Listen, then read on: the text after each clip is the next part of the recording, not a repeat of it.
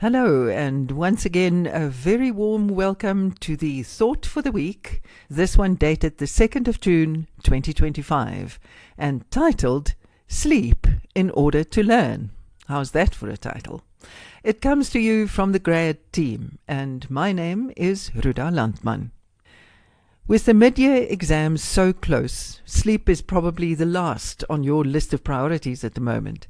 Let's talk about that. Brain science teaches us that physical changes occur in the brain when we learn. It is similar to when you work out in the gym. Your muscles change. Your body's physical shape changes. The brain does not have muscles, but neurons. Neurons that physically connect with each other to form clusters when we learn new things. We've spoken about retrieval practice, fetching something you have learned from your memory and bringing it back to awareness. That is for the brain what sit-ups are for the belly muscles. There's a link in the written text. You can go and find it. Oh, and by the way, that's one more reason why cramming is a waste of time. 5 hours of sit-ups and then nothing more will only make your stomach ache for 4 days. An hour of muscle training per day for 5 days, on the other hand, will have a visible effect. Training your brain works in the same way. But just as your body needs rest between bouts of exercise, your brain needs rest to consolidate your hard work in building those neural clusters and connections. It may feel completely illogical, but sleep helps you learn. You have to sleep. In the first place, the brain chemical glutamate, which is necessary to make the connections between the synapses, builds up over your hours of study until it does the opposite from what it was meant to do.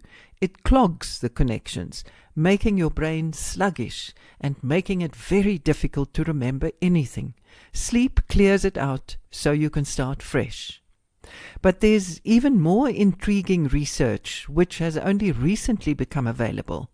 Professor James Maas, the former head of psychology at Cornell University in America, has written a book called Power Sleep. He explains that research shows that during REM sleep, towards the end of the night when we dream, the brain creates what are called sleep spindles. A sleep spindle is a 1 to 2 second burst of brain waves that reorganizes neural networks essential for remembering, learning, performance, and problem solving. In the process, new information is stored into long-term memory. It's a bit like building a wall.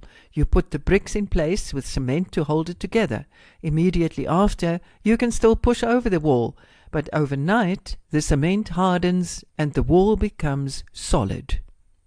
Depriving the brain of sleep, says Professor Maas, makes you clumsy, stupid, and unhealthy. So there you have it. Of course, if you haven't put down any bricks, the sleep cement has nothing to work with. You have to put in the hours. So let us talk about more ways to make those study hours as effective and productive as possible. Our brains use 2 different modes of thinking: the focused mode for concentrating on specific tasks and the diffuse mode for mind-wandering and big-picture thinking.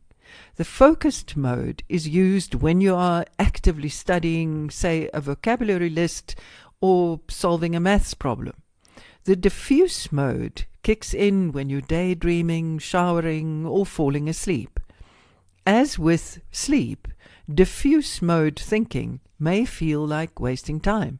It's not, or not always. It allows your mind to wander and make new connections, helping you to understand new concepts. It is important to switch between these 2 modes when learning. Take breaks to allow diffuse thinking to work. When we're struggling with a new concept in focused mode, we may find ourselves going back again and again to familiar but unhelpful approaches. Try stepping away from the problem and doing something like taking a shower, going for a walk or a jog, or having coffee with a friend, and letting your mind wander. That way, you allow the diffuse mode to work on the problem in the background, often without you even noticing. This can lead to an aha moment when you return to the focused mode later. Again, like sleeping, without proper focused mode learning, taking a break won't give you any benefit. But after a session of intense concentration and focus, a break will allow your brain to make new connections and come up with solutions. Don't feel guilty. Just tell yourself, I am learning by jogging, or I am learning by connecting with a friend. Work regularly and effectively. Then you will sleep well, which will make your brain work better when you sit down at your desk again. Happy studying from the grad team. And if you like our content, please forward and share.